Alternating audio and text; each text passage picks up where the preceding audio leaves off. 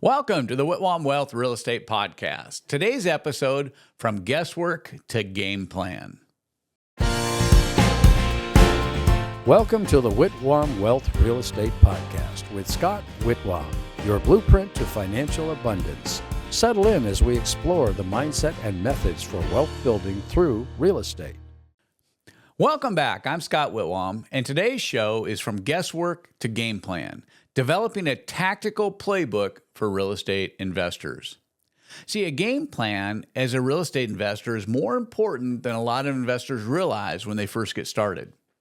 How many of us have looked back on one of our deals, maybe a good one or a challenging one, and thought to yourself, boy, I really just winged that one. Maybe not in a reckless way, but you really just phoned it in. You got the opportunity, you made some calls, you ran some numbers really fast, and just hoped that your knowledge would carry you through. That approach always works until it doesn't. And many of us have had that experience. It's like things are just working, we're just winging it, and then all of a sudden it's like, wow, what happened? And you feel like you kind of got that slap in the head, right? So today we're going to talk about developing a tactical playbook. Not just another 100-page business plan that collects dust on your shelf, but rather a practical, repeatable decision-making framework you can use deal after deal in any market at all. No, it doesn't matter what your challenges are. You can use it time and time again. See, the key is fewer emotional decisions, fewer expensive lessons, and more constant results. So what is a tactical playbook? First, I think it's important that we realize what a tactical playbook is not. It's not a one-time checklist. It's not a guru's strategy you copied off Facebook or something that is cast in stone that can't adapt to changes in you, changes in the marketplace, changes in your financial condition. But what a tactical playbook is, it's a documented set of rules, triggers, responses that guide how you invest when conditions change. Think of it like a written strategy. Your playbook answers questions without emotion and keeps outside noise muted. Questions like, what sort of deals should I move on? When should I just walk away? How do I react when markets shift adversely? See, when we don't answer those questions in advance, then the market may answer them for us. They can answer with, steep prices all of a sudden. And then, next, then we want to start to look at things and go, why? I think it's important that we start with our nose in mind. This is where many real estate investors, I think, get it wrong or get it mixed up. They start making their playbook with the type of deals they prefer, the type of markets they want to be in, their expected returns. And that can be a bit backwards. Our first page should be titled, Deals I Do Not Do. Knowing what you won't invest in will bring clarity and help expedite your process. Let me give you some examples. I don't do ground-up development without a capital partner. The risk for me is just too high. I don't buy properties that require rezoning. Now, some people do. They just love to get into those kind of messes, but sometimes those can be, again, extremely risky, and they're not on my tolerance, side of the ledger.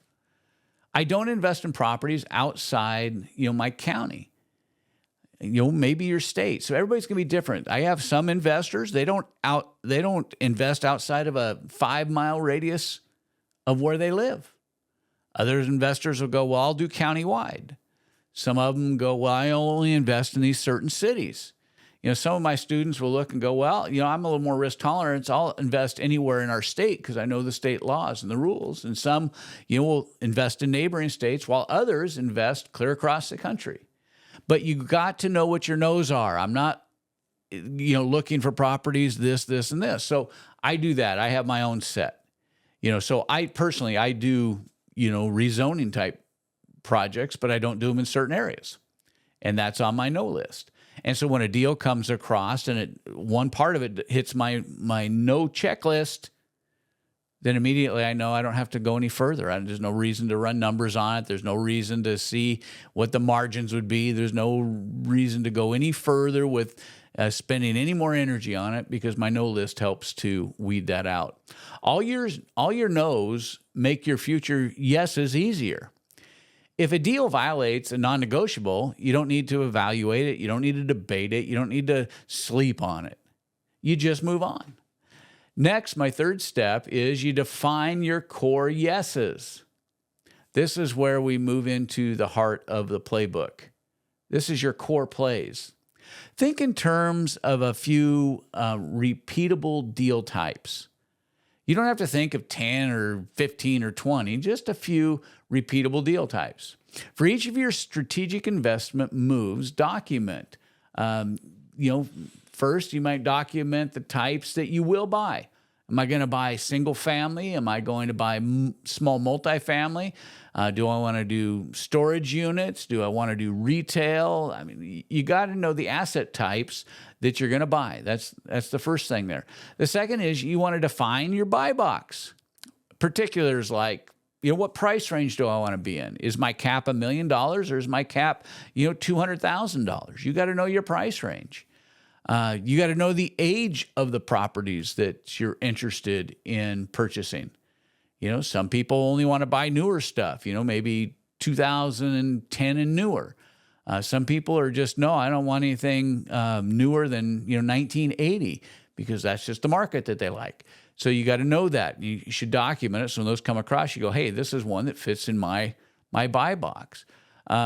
Unit count. Am I looking for single family? Am I looking for duplexes, triplexes? Will I go up to 8 units, or will they stick with 4 because of financing options that you can leverage with VA and FHA? You got to know your unit counts. Next would be the neighborhood class that you want to buy in. Are we looking to buy into inner city, maybe some rougher neighborhoods? Or are we looking only to be in the burbs and to buy, newer developments? Number 3, what would be your value levers? So, these are things that we want to look at, like, will the, asset support rent increases?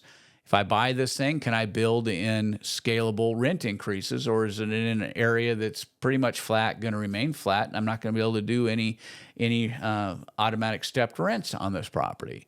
Are there opportunities for expense reductions? Maybe you're buying multifamily and you see some huge areas where you can cut some expenses in a project. Those would be very significant. Can I reposition the asset? Can I convert this asset from maybe a long-term rental into a flip, or maybe into a co-living type thing? Are there any zoning issues with this thing? Are there any permitting issues with this property? Those are all things you got to think about. Number 4, what will my exit strategy be? Is this a property that is going to cash flow? Or is it something that, in order to get cash flow out of it, I got to refinance it shortly after I rehab it? Those are things that you need to know as far as your exits. Does this work as a flip? Maybe you go in buying the thing, buying the asset and thinking you're going to rent it. And by the time you get there, the conditions, and maybe it's in an HOA or a town that has become rent restrictive. And now, does it work as a flip? Is there another alternative on this? Conversely, you're buying a property as a flip and the market has gone sideways. Maybe does this thing work now as a hold? Can you generate some revenue till you get through this market phase and then sell the property off? Does this make more sense as a long-term hold, co-living? There's a bunch of different things that we need to look at for our exit strategies. And then next, number 5 would be document your deal killers. What's going to kill a deal for you? For me, like high crime areas, I tried to stay out of them. I have friends who invest. They love those areas because they can get the best deals in those areas, and they do really well in it. Is the deferred maintenance beyond your tolerance threshold? Now, I own a contracting company, so deferred maintenance doesn't bother us because we can do ground up. But for some people, there are things that if the deferred maintenance is too great, it's going to become a significant issue for them. They're not comfortable working with contractors, or comfortable with putting the program together. That's a deal killer, but you got to identify that. Is there something specific that would constrain this thing for being able to leverage it? Are there debt constraints? And those are things you need to know. And there's a reason that these things matter. See, when a deal crosses your radar, then with your playbook, you don't have to ask yourself if it's a potentially good deal. If it's on your no list, if doesn't fit in your buy box that you've documented, it's easy just to bypass it. So then, you can look at a deal and just start asking yourself, hey, does this fit in my buy box? And if it doesn't, then, it's not the deal for you. Maybe something you can pass on to somebody else. Maybe you can skim or make a couple $1,000 passing the deal on to another investor that you have, but it's not your deal. Even if you pass on the deal and your buddy picks it up, or you see somebody else pick this thing up and they crush it and they hit a home run with it, if it's not your deal, it probably wouldn't have been a home run, because if it didn't fit into your buy box, now the risk increases. That's not necessarily the deal that would have worked for you. And though they hit a home run with it, you may have just hit a fly ball out or a line drive, good hard line drive. This was a good property. We hit this one really hard. But at the end of the day, it was an out, not a base hit. All right, baseball analogy. How you like that? My point number 4 is game plan outweighs feelings. I think this is really important. There's a lot of investors that I've coached that when they are coming to me, a lot of times they're operating on emotion. They really don't have a documented strategy. But a game plan always outweighs feelings. Your tactical playbook needs to help you with your decisions and the rules so that you're not just operating on good feelings. Oh, this one just feels good. How many times have I had investors come to me and go, man, this deal it's just too good to be true. Or, man, I got this great deal on it. This feels right. And at the end of the day, they didn't make any money on it. And, some of them have even lost money. I mean, I had a very experienced investor that I was working with for a couple of years with their flipping business. And I remember they bought a property at an auction, and they were so emotionally invested in this thing. And by the time we backed out all the numbers and we got to the end of it, he barely got out by the skin of his teeth. Now, this was an experienced investor, but he operated on this one by his good feelings, and it bit him in the butt. And you don't want that to happen. So, here's kind of what I'm talking about. For me, I don't buy properties backed up to freeways, right? How did I develop this one? Because I bought a property backed up to a freeway, and we were flipping it, and we found out how hard it was to sell it. I just don't do that anymore, and how low the margins were in the profit, right? So now it's in my buy box saying, hey, this is one of the things I don't do. I don't buy properties that are backed up to freeways. That's me. I have friends who have rentals, and they buy properties backed up to freeway, and they put people in it. They get a little bit less rent, but they can buy the properties cheaper, and for them, the numbers work. But for me, I don't do it. I don't buy, leverage that exceeds my cash flow. I don't need any negative pulls every month. There are people that buy into equity markets, appreciation markets, and they'll buy the property. They'll lose money every month for years. And when interest rates go down, they can refinance it. Now they're cash flowing, but they're building the equity on the property, but they're losing cash flow every month. I don't do that, but there's a strategy for some people that works really good. I know in Robert Kiyosaki's book, he absolutely opposes that. He wants every property to cash flow on its own right out of the gate, and I think it's a good idea. And so I put that on my thing. I don't want to have things pulling from my reserves. I want things adding to it, and so sometimes I take a little bit less future profit by making sure my current profit stays there. I use these rules, kind of as guardrails. They don't guarantee success, but they're made to reduce my risk. Most bad real estate deals don't fail because the investor was dumb. The fact is, I can't think of any of the students that I've had that I would say, hey, that person's just dumb. They're not going to make it. No, the deals don't fail because the investor was done. They fail because the investor went outside their guardrails or beyond their expertise. The playbook is there to protect you from the obvious bad decisions and your overconfidence. So here's the fifth point. It's about having a market shift response plan. Okay, one thing I know from being an investor as long as I've been is that markets change, market shifts. We call them crashes sometimes, but it depends on what side you're on. A crash for somebody may be a buying opportunity for somebody else. But this is where a tactical playbook can separate hobbyists from professionals. This can be called if this, then that.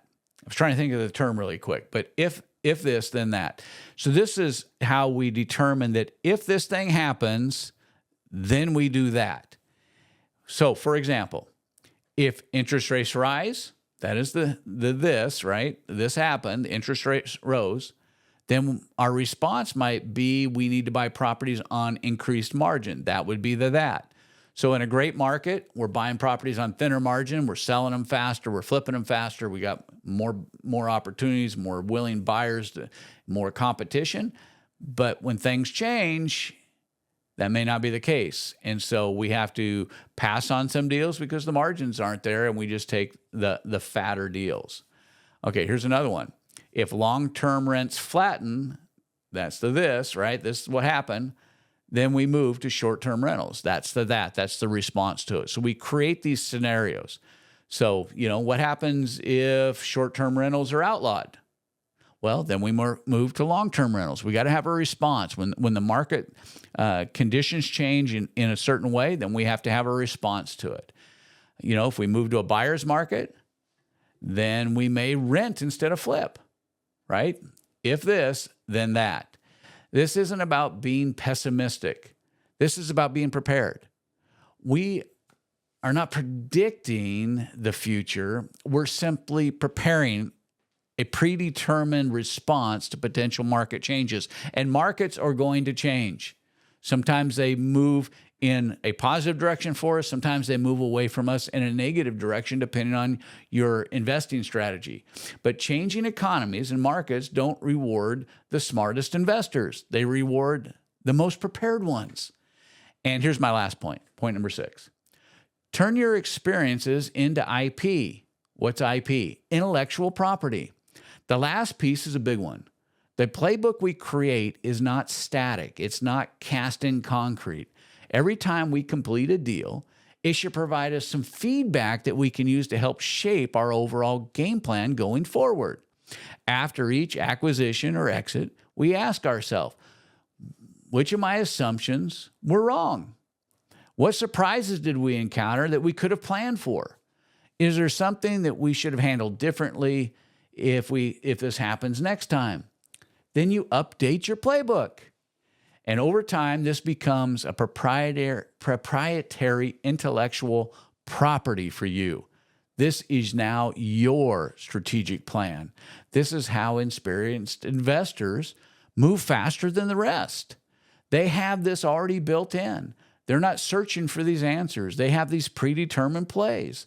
This is how they can raise capital fast with greater ease. This is also why chaos looks like opportunity to them. This takes a great part of the guesswork out of the equation. Here are a couple takeaways from today. If you aren't currently using a tactical playbook or don't have one, then you really don't have a defined strategy.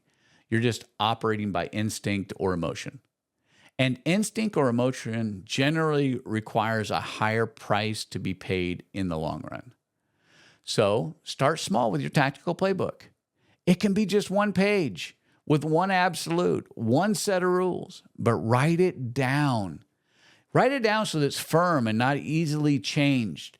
The most successful investors are those who make correct, constantly good decisions, even when there's market volatility. If you found today's episode valuable, I just ask you to subscribe. Leave us a review. Share this with another investor who needs to hear it.